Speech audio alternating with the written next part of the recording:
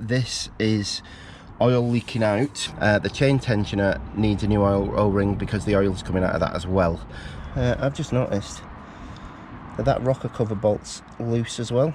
Would you believe what people are using instead of the proper studs? I think that should have been a lot harder to do, but there we go. Hey everyone, so here you can see some silicone, and here you can see some silicone. I'm pretty sure that's in the wrong place. I think it needs to be covering this gap here and this gap here. I think it stops oil going between the two areas above the top. I'm not sure though, so I'm going to check. But I've given this a quick clean over. I've just got some shop rag, shop towel from Halfords. Any local motor factor will be able to sort that out for you. It's better to use this than using kitchen roll or something similar, any tissue, because if you use tissue and the tissue gets in here, it's not going to do the engine any good.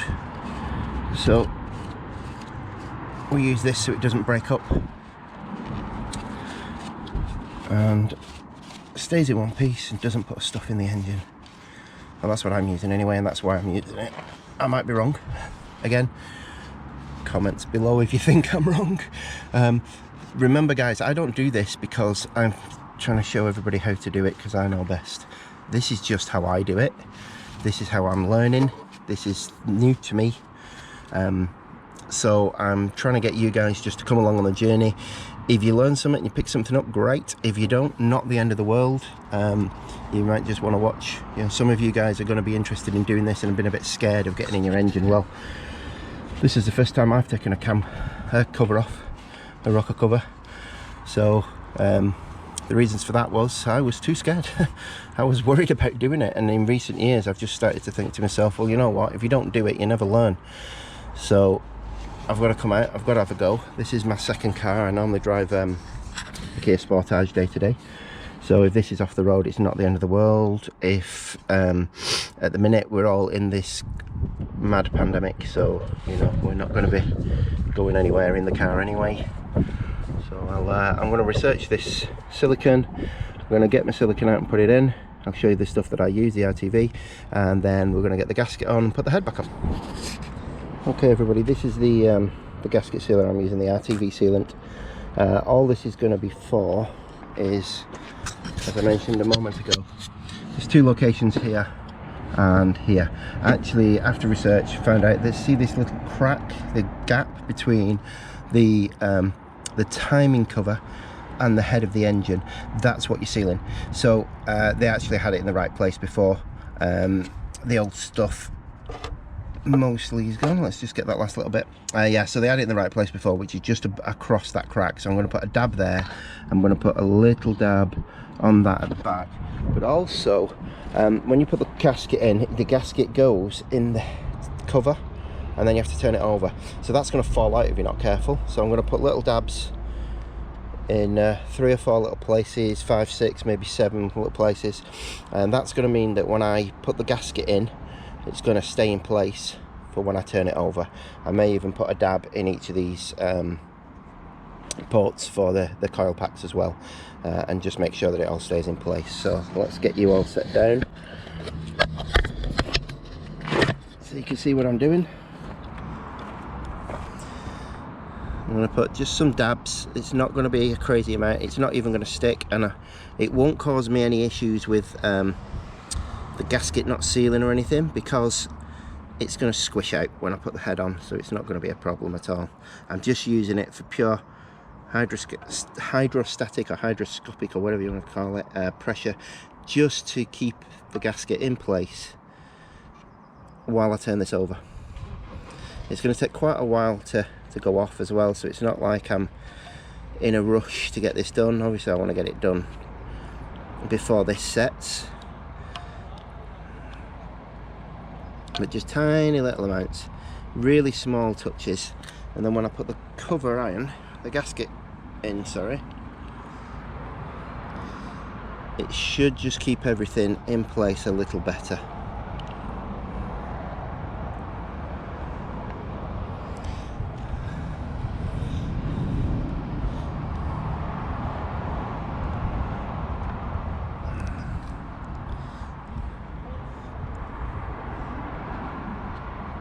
That has to stretch a little to get in place as well, that gasket. It's not quite the right size, which is going to make things a little awkward. That's a bit weird that it isn't the right size, so I may have to fiddle with that when I'm putting it in afterwards, or hopefully that'll stay now. You see, if I didn't have that sealant in there, there's no way that would have stayed in place. So now we're just going to put a little blob here. Boop. And a little blob here, and that's going to get squished out sideways and into that little crack when we put this cover back on.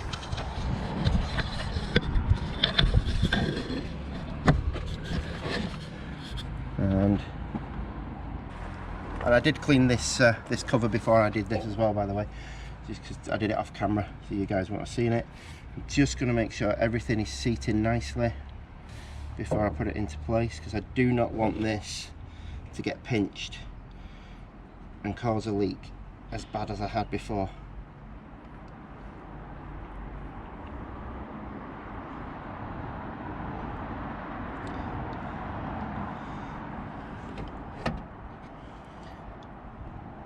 Okay.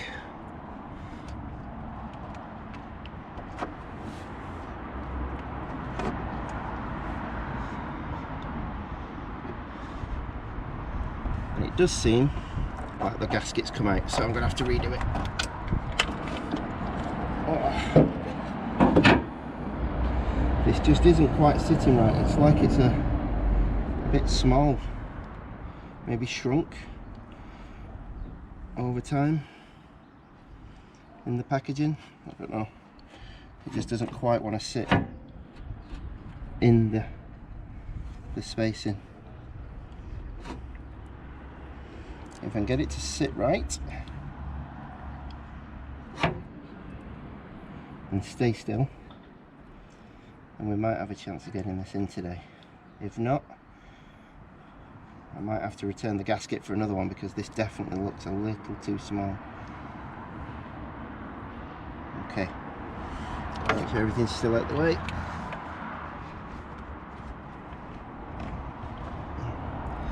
And we'll try again. So we don't want any of this hanging out and getting pinched. And it's dropped again. So even with that silicone in there, this is not staying in place.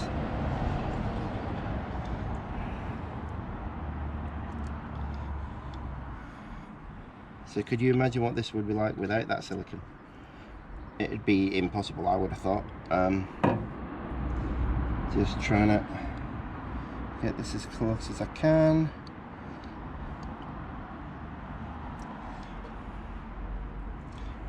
Can you guys see me from there? See me struggling to get this in place.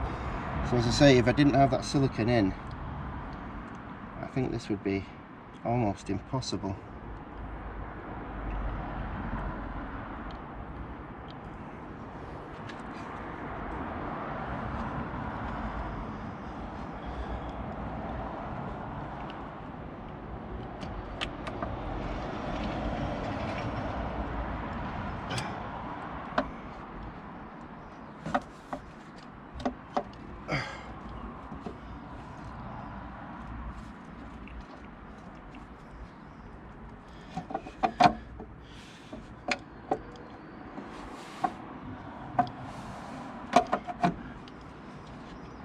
It seems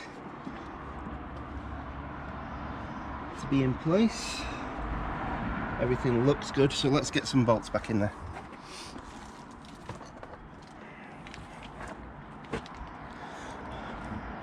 So these two centre bolts actually have replacement washers as well. These have got no gasket inside. Bring you all a bit closer so you can see a bit better. There's no gasket inside, where these go in.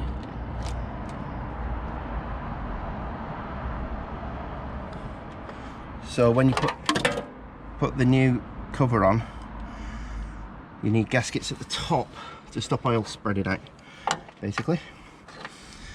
So let's take the old one off.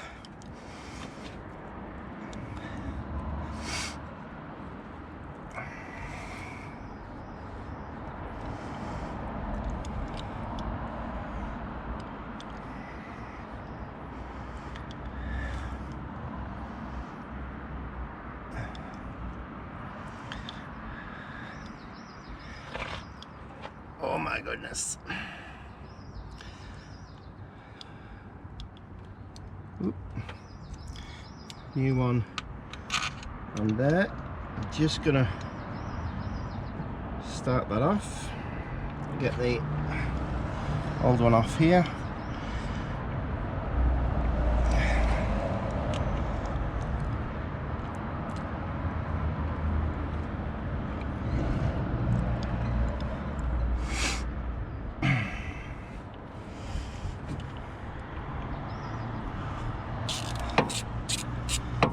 They're an absolute pain because of course they're covered in oil, hands are dirty. Even if I had gloves on, they'd be mucky. So let's try and get this off so you're not waiting around all day to watch what I'm doing.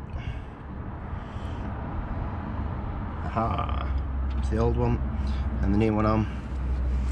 And what I'm going to do with these is just pinch them down. Again, I've not got the torque specs yet, I haven't got my torque wrench out, so I'm going to have to wait for that to be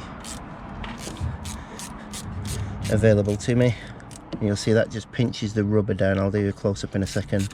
Pinches the rubber down around that washer. You see there? Just pinches the rubber down around the washer and seals everything off.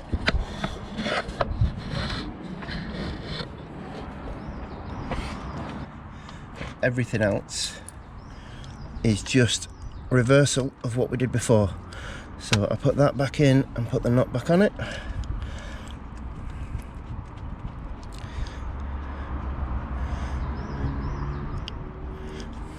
This one's a bolt. I'm going to start the threads, get them sort of loosely in there, just so I know they're started properly before I start getting on with my ratchet.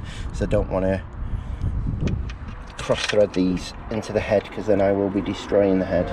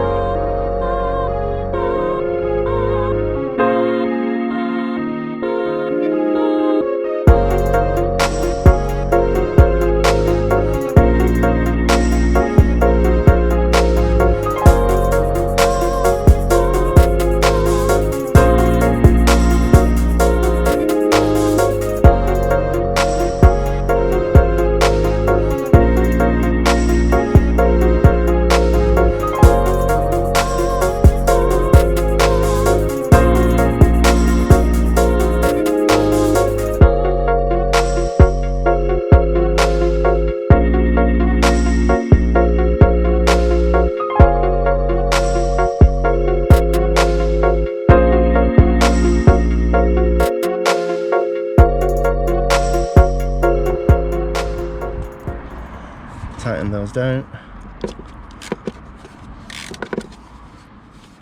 What I would say, guys, is keep an eye out in the description below, because if I do find that there's a set of torque settings for this cover, I will come back to you all and put them in there. I'll just torque mine down to the right spec and then tell you all that I've done it. But like I said, I couldn't find any, so, and it's pretty unusual that I would have expected to be able to find them. So these two need to go in, but it's not the end of the world. It's just going to rattle a bit until I get it done. Connect my O2 sensors for now. They are going to get swapped anyway because they've got heater issues, and I don't want to do the bypass that people do. They can put a resistor in and bypass the heaters on these. I don't want to do that. I want to have them fully working. So they're two are back in. Everything's done. Everything's right. Start the engine up. I'm going to check the oil before I do, and then we'll get going. Cheers, guys, and hopefully I'll see you next time.